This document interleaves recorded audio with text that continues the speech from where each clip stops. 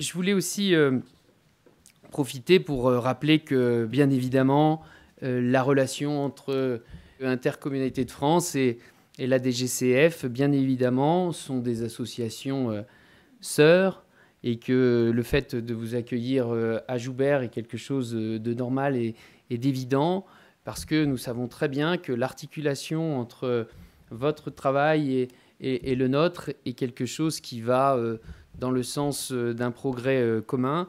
L'intercommunalité aujourd'hui, qu'on le veuille ou non, et que certains se posent des questions ou ne se posent pas de questions, c'est une réalité institutionnelle vécue.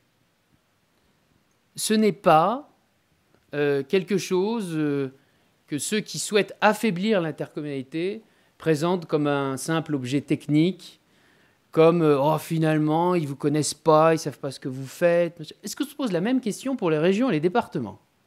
Donc ce fait-là, cette réalité institutionnelle vécue, aujourd'hui, je crois, est quelque chose qui est clairement inscrit dans le paysage et que on ne peut pas revenir en arrière là-dessus. Et personne ne doit revenir, personne ne reviendra en arrière là-dessus. Après, la question, c'est, alors, est-ce que nous sommes collectivité territoriale à part entière? Juridiquement, non. Juridiquement, non. Si on regarde ce qu'est une collectivité territoriale, nous ne sommes pas une collectivité territoriale à part entière. Nous sommes une collectivité, par contre. On peut dire ça. Nous sommes une collectivité dans le sens où nous fabriquons collectivement de l'action publique utile aux habitants que nous servons. Le sujet, si on veut être dans une vraie république décentralisée, déconcentrée, c'est qu'est-ce qu'on prend à l'État? Il est là le sujet aujourd'hui. Affirmons que le bloc local est une entité qui doit être confortée, que pour autant l'intercommunalité au service des communes, ça n'a aucun sens. Je vous le dis aussi tout net. L'intercommunalité, c'est plus le syndicat de maires.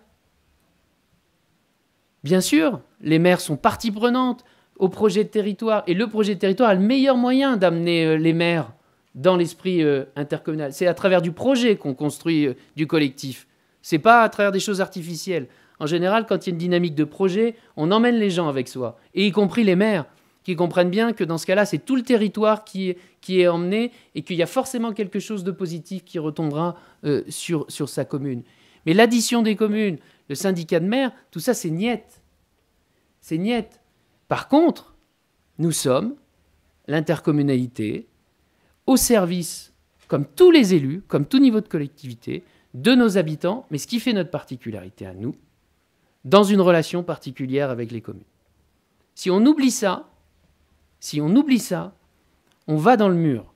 Il y a un fossé entre les discours et la réalité du vécu intercommunal. Dans l'immense majorité des cas, aujourd'hui, j'ai le sentiment que l'intercommunalité est quelque chose par les élus, et y compris par les élus des communes, qui est bien vécu. Notre rôle, c'est d'arriver, là, le rôle d'Intercommunalité de France. Et le CRTE est une première étape. On doit vraiment arriver à construire cette nouvelle relation avec l'État. Donc il faut qu'on ait une décentralisation plus aboutie, avec la notion de bassin de vie, et surtout de pouvoir, la question du pouvoir réglementaire. Si on décentralise et qu'on décentralise vraiment, il faut qu'on donne du pouvoir réglementaire aux assemblées délibérantes intercommunales. Et en n'allant pas en conflit avec la notion du pouvoir de police des maires, mais au contraire en s'appuyant dessus. Le sujet pour l'intercommunalité est d'être le lieu où on se fixe des règles collectives, et ensuite, appuyons-nous sur le pouvoir de police du maire dans sa commune pour faire respecter les règles collectives que nous avons ensemble déterminées dans un PLH, dans un PLUI, dans tout ce que vous voulez comme document qui peut permettre de générer de la norme. Une vraie décentralisation, c'est quand à un moment, on a les moyens financiers, on a le moyen humain et qu'on a aussi du pouvoir réglementaire pour faire appliquer des règles qui nous semblent être, bien sûr, dans un cadre légal national, mais qui nous semblent être propices à exercer du mieux possible la compétence qu'on nous a décentralisée. Sinon, ce n'est pas de la vraie décentralisation. La décentralisation à moitié. Donc il faut qu'on arrive là-dessus. De la contractualisation pour bâtir de la confiance dans la relation avec l'État. Mais la vraie contractualisation, c'est quand on aura de la pluriannualité. Mais sur les CRTE, les amis, il faut qu'on dédramatise les choses. Vraiment. Il faut qu'on dédramatise les choses parce qu'en plus, ce n'est pas une fin en soi aujourd'hui, c'est le début d'une nouvelle aventure avec l'État. C'est le début de... on va essayer de faire un peu moins d'appels à projets. C'est le début de... on ne traite plus les choses en catimini dans le bureau du préfet ou du sous-préfet, mais sur la base d'un document clairement établi par l'ensemble des partenaires pour essayer d'avancer. Quand même mieux, non? Je crois vraiment à cette nécessaire, une décentralisation plus aboutie, une contractualisation avec l'État pour bâtir de la confiance. Et le troisième point qui est indispensable, Moi, je suis encore plus un partisan, je suis moins un partisan d'ailleurs de la décentralisation de nouvelles compétences que d'une déconcentration encore plus affirmée.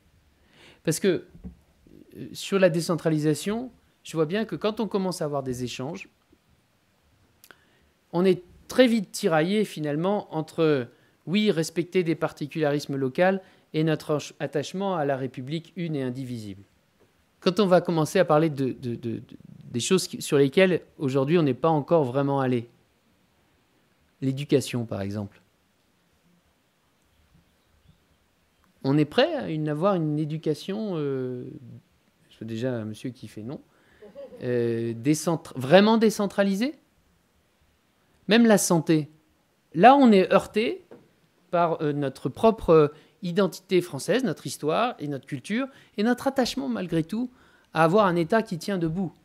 Voilà. Parce que quand il y a des crises, je préfère quand même, parfois, avoir un État plutôt que 20 petits États, avec 20 petits barons. En tout cas, dans la relation avec l'État, décentralisation qui doit s'accompagner de pouvoirs réglementaires, contractualisation pour bâtir de la confiance et une déconcentration qui doit vraiment être aboutie parce que vous le voyez tous dans vos territoires, franchement, c'est quand même plus facile d'arriver justement à bâtir du contrat ou à bâtir du projet quand vous avez des services de l'État dans votre département ou dans votre région qui ont la visibilité sur les choses que quand ils ne l'ont pas. Bien sûr que si on avait une République un peu plus déconcentrée, je suis sûr qu'on travaillerait mieux et qu'en plus notre relation avec l'État serait sans doute une relation beaucoup plus apaisée. On a posé trois axes de travail à cette université d'été. C'est de conforter l'intercommunalité, comme je vous le disais, à part entière dans le paysage institutionnel. On a tous constaté que l'intercommunalité et Intercommunauté de France étaient parfaitement reconnus pour son savoir-faire, sa technicité, et notamment grâce à la relation qu'on a avec vous. Mais maintenant, il faut qu'on ait un peu plus de faire savoir. C'est que chez nous, il y a la communauté de communes, la communauté d'agglo, la communauté urbaine et la métropole. Nous représentons 85% du territoire national et 1000 intercommunalités sur 1200. Donc c'est ça qui fait notre force. Et qu'à partir de là, nous sommes légitimes pour porter un discours politique sur l'intercommunalité. Et un discours politique, il doit être plus visible et plus entendu. C'est vrai qu'on défend cette idée d'une France d'autorité organisatrice sur les territoires. Et je veux le redire une fois encore ici. Une France d'autorité organisatrice, ce n'est pas qu'est-ce qu'on va piquer aux communes, mais c'est bien, une fois encore, qu'est-ce qu'on va prendre à l'État pour s'affirmer, nous, comme aménageurs de notre propre territoire. Il est là l'enjeu. Sur des textes qui concernent les collectivités, il faut absolument qu'on arrive à avoir cet espace de dialogue qui crée du consensus, qui du coup ensuite permet d'avoir des groupes de travail État, collectivité qui affinent les choses, et ensuite dans la foulée, on peut engager le processus législatif, parce qu'on a construit du compromis avant. Couple interco-région, il faut continuer à avancer là-dessus, voilà. Mais que ça n'empêche pas qu'on ait sans doute un échelon de dialogue aussi départemental qui existe. Nous sommes conscients en tant qu'élus que, certes, nous avons des attentes à votre endroit, mais vous en avez aussi. Et Et ça doit marcher dans ces deux sens-là. Vous en avez aussi, c'est-à-dire que vous attendez des politiques qui fassent leur boulot de politique.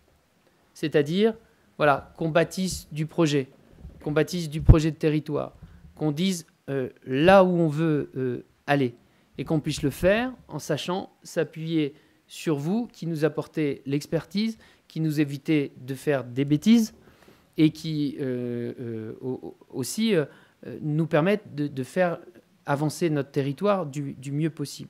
Donc moi, je conçois vraiment cette relation un peu, pas donnant-donnant, mais en tout cas, elle va vraiment dans les deux sens. Puis à travers vous, je veux aussi vraiment saluer tous les agents du bloc local qui ont été au rendez-vous de la crise ces derniers mois.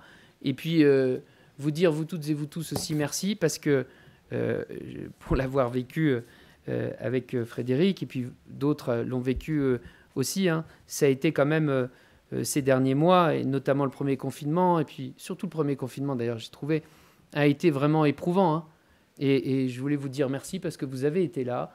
Tous nos collègues présidents d'intercommunalités, à travers moi, vous disent merci parce que vous avez été là et vous avez permis que ce pays continue à tenir debout. Merci.